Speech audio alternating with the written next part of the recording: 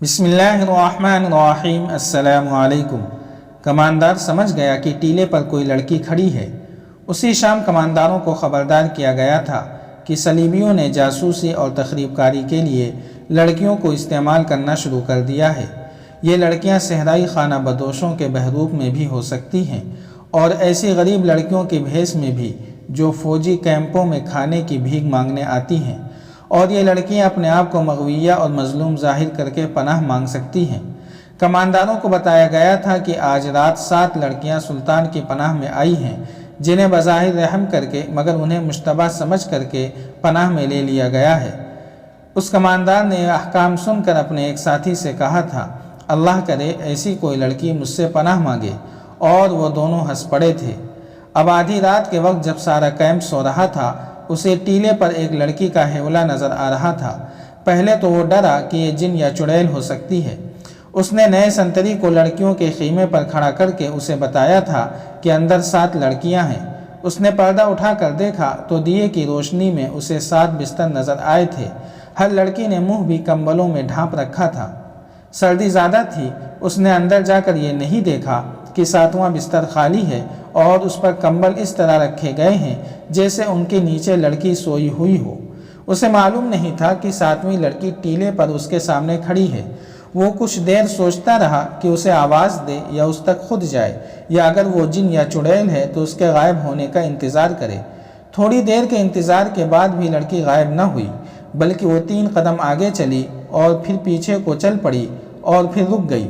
کماندار، جس کا نام فخر المصری تھا، آہستہ آہستہ ٹیلے تک گیا اور کہا، کون ہو تم؟ نیچے آؤ۔ لڑکی نے ہرن کی طرح چوکڑی بھری اور ٹیلے کی دوسری طرف اتر گئی۔ فخر کو یقین آ گیا کہ کوئی انسان ہے، جن چڑیل نہیں۔ وہ تنومند مرد تھا، ٹیلا اونچا نہیں تھا۔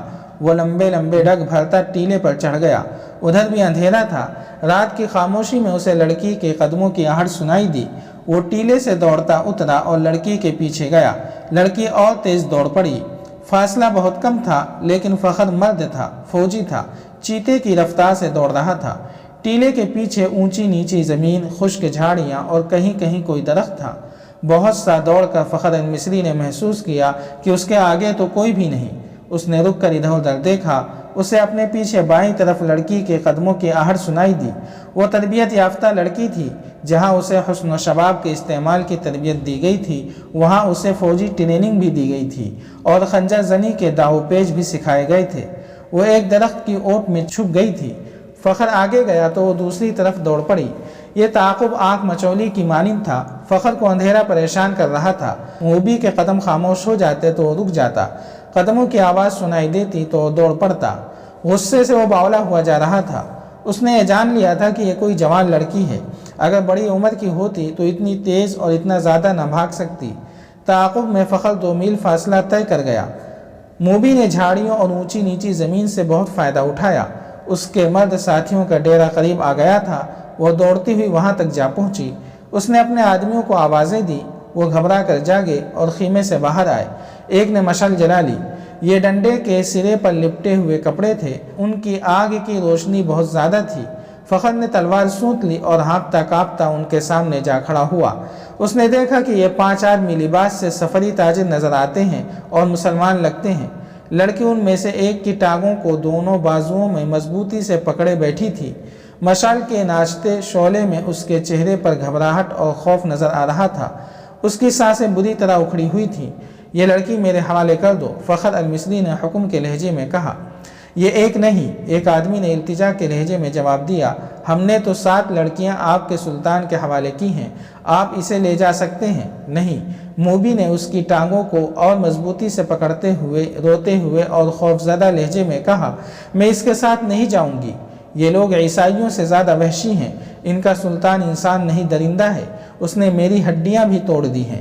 میں اس سے بھاگ کر آئی ہوں۔ کون سلطان؟ فخر نے حیران سا ہو کر پوچھا۔ وہی جسے تم صلاح الدین ایوبی کہتے ہو، موبی نے جواب دیا۔ وہ اب مصر کی زبان بول رہی تھی۔ یہ لڑکی جھوٹ بول رہی ہے، فخر نے کہا اور پوچھا، یہ ہے کون؟ تمہاری کیا لگتی ہے؟ اندر آ جاؤ دوست، باہر سردی ہے۔ ایک آدمی نے فخر سے کہا، تلوار نیام میں ڈال لو، ہم تاجر ہیں، ہم سے آپ کو کیا خطرہ؟ آؤ اس لڑکی کی بپتا سن لو۔ اس نے آہ بھر کر کہا، میں آپ کے سلطان کو مرد مومن سمجھتا تھا، مگر ایک خوبصورت لڑکی دیکھ کر وہ اپنے ایمان سے ہاتھ دھو بیٹھا۔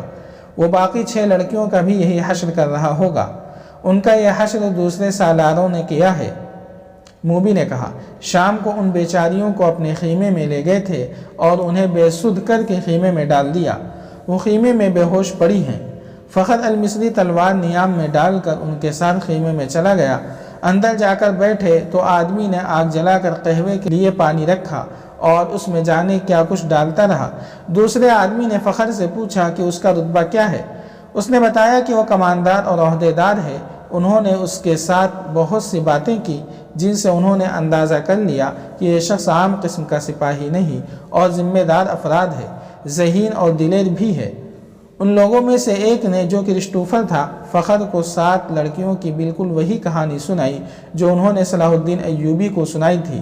انہوں نے فخر کو یہ بھی بتایا کہ سلطان ایوبی نے ان کے متعلق کیا کہا تھا۔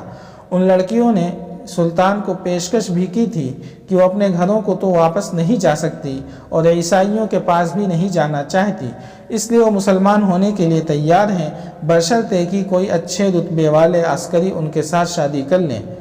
ہم نے سنا تھا کہ صلاح الدین ایوبی کردار کے لحاظ سے پتھر ہے۔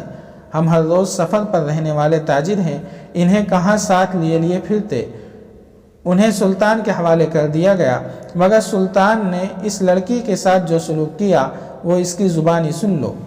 فخر المصری نے لڑکی کی طرف دیکھا تو لڑکی نے کہا، ہم بہت خوش تھیں کہ خدا نے ہمیں ایک فرشتے کی پناہ دی ہے۔ سورج غروب ہونے کے بعد سلطان کا ایک محافظ آیا اور مجھے کہا کہ سلطان بلا رہا ہے۔ میں باقی 6 لڑکیوں کی نسبت ذرا زیادہ خوبصورت ہوں۔ مجھے توقع نہیں تھی کہ تمہارا ایوبی بری نیت سے بلا رہا ہے۔ میں چلی گئی۔ سلطان ایوبی نے شراب کی سراہی کھولی، ایک پیالہ اپنے آگے رکھا اور ایک مجھے دیا۔ میں عیسائی ہوں، شراب 100 بار پی ہے۔ بحری جہاز میں عیسائی کمانداروں نے میرے جسم کو کھلونا بنائے رکھا ہے۔ صلاح الدین ایوبی بھی میرے جسم کے ساتھ کھیلنا چاہتا تھا۔ شراب اور مرد میرے لیے کوئی نئی چیزیں نہیں تھیں، لیکن ایوبی کو میں فرشتہ سمجھتی تھی۔ میں اس کے جسم کو اپنے ناپاک جسم سے دور رکھنا چاہتی تھی، مگر وہ ان عیسائیوں سے بدتر نکلا جو مجھے بحری جہاز میں لائے تھے، اور جب ان کا جہاز ڈوبنے لگا تو انہوں نے ہمیں ایک کشتی میں ڈال کر سمندر میں اتار دیا۔ ان میں سے کسی نے ہمارا ساتھ نہ دیا۔ خدا نے ہمیں بچا لیا اور اس آدمی کی پناہ میں پھینک دیا جو فرشتے کے روپ میں درندہ ہے۔ مجھے سلطان نے ہی بتایا تھا کہ میرے ساتھ کی باقی 6 لڑکیاں اس کے سالاروں کے خیموں میں ہیں۔ میں نے سلطان کے پاؤں پکڑ کر کہا کہ میرے ساتھ شادی کر لو۔ اس نے کہا، اگر تم مجھے پسند کرتی ہو تو شادی کے بغیر تمہیں اپنے حرم میں رکھ لوں گا۔ اس نے میرے ساتھ وحشیوں کا برتاؤ کیا۔ شراب میں بدمست تھا، جو ہی اس کی آنکھ لگی میں وہاں سے بھاگ گئی۔ اگر میری بات کے اعتبار نہ آئے تو اس کے محافظوں سے پوچھ لو۔ اس دوران ایک آدمی نے فخر کو قہوہ پلایا۔ تھوڑی ہی دیر میں فخر کا مزاج بدلنے لگا۔ اس نے نفرت سے قہقہا لگایا اور کہا، ہمیں حکم دیتے ہیں کہ عورت اور شراب سے دور رہو، اور خود شراب پی کر راتیں عورتوں کے ساتھ گزارتے ہیں۔ فخر محسوس ہی نہ کر سکا کہ لڑکی کی کہانی محض بے بنیاد ہے، اور نہ ہی وہ یہ محسوس کر سکا کہ اس کا مزاج کیوں بدل گیا ہے۔ اسے حشیش پلا دی گئی تھی۔ اس پر ایسا نشہ طاری ہو چکا تھا جسے وہ نشہ نہیں سمجھتا تھا۔ وہ اب اپنی تصوروں میں بادشاہ بن چکا تھا۔ لڑکی کے چہرے پر مشعل کی شعلے کی روشنی ناچ رہی تھی۔ اس کے بکھرے ہوئے سیاہی مائل بھورے بال چمک رہے تھے۔ وہ فخر کو پہلے سے زیادہ حسین نظر آنے لگی۔ اس نے بے تاب ہو کر کہا، تم اگر چاہو تو میں تمہیں پناہ میں لیتا ہوں۔ نہیں، لڑکی ڈر کر پیچھے ہٹ گئی اور بولی، تم بھی میرے ساتھ اپنے سلطان جیسا سلوک کرو گے۔ تم مجھے اپنے خیمے میں لے جاؤ گے اور میں ایک بار پھر تمہارے سلطان کے قبضے میں آ جاؤں گی۔ ہم تو اب دوسری 6 لڑکیوں کو بھی بچانے کی سوچ رہے ہیں۔ ایک تاجر نے کہا، ہم ان کی عزت بچانا چاہتے تھے مگر ہم سے بھول ہوئی۔ فخر المصری کی نگاہیں لڑکی پر جمی ہوئی تھیں۔ اس نے اتنی خوبصورت لڑکی کبھی نہیں دیکھی تھی۔ خیمے میں خاموشی طاری ہو گئی جیسے کہ رشتوفر نے توڑا۔ اس نے کہا، تم عرب سے آئے ہو یا مصری ہو؟ مصری، فخر نے کہا، میں 2 جنگیں لڑ چکا ہوں، اسی لیے مجھے یہ عہدہ دیا گیا ہے۔ سوڈانی فوج کہاں ہے جس کا سالار ناجی ہے؟ رشتوفر نے پوچھا۔ اس فوج کا ایک سپاہی بھی ہمارے ساتھ نہیں آیا، فخر نے جواب دیا۔ جانتے ہو ایسا کیوں ہوا؟ رشتوفر نے کہا، سوڈانیوں نے صلاح الدین ایوبی کی عمارت اور کمان کو تسلیم نہیں کیا۔ وہ فوج اپنے آپ کو آزاد سمجھتی ہے۔ ناجی نے سلطان ایوبی کو بتا دیا تھا کہ وہ مصر سے چلے جائیں کیونکہ وہ غیر ملکی ہیں، اسی لیے ایوبی نے مصریوں کی فوج بنائی اور لڑانے کے لیے یہاں لے آیا۔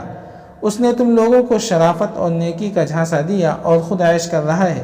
کیا تمہیں مال غنیمت ملا ہے؟ اگر تمہیں ملا بھی تو سونے چاندی کے 2 ٹکڑے مل جائیں گے۔ صلیبیوں کے جہازوں سے بے بہا خزانہ سلطان ایوبی کے ہاتھ آیا ہے۔ وہ سب رات کے اندھیرے میں سینکڑوں اونٹوں پر لاد کر قاہرہ روانہ کر دیا گیا ہے، جہاں سے دمشق اور بغداد چلا جائے گا۔ سوڈانی لشکر کو سلطان نہتہ کر کے غلاموں میں بدل دینا چاہتا ہے، پھر عرب سے فوج آئے گی اور تم مصری بھی غلام ہو جاؤ گے۔ جاری ہے۔ اگر آپ کو یہ قسط وار سلسلہ پسند آ رہا ہے تو لائک، شیئر اور کمنٹ کے ذریعے ہماری حوصلہ افزائی کریں۔ جزاک اللہ خیرا۔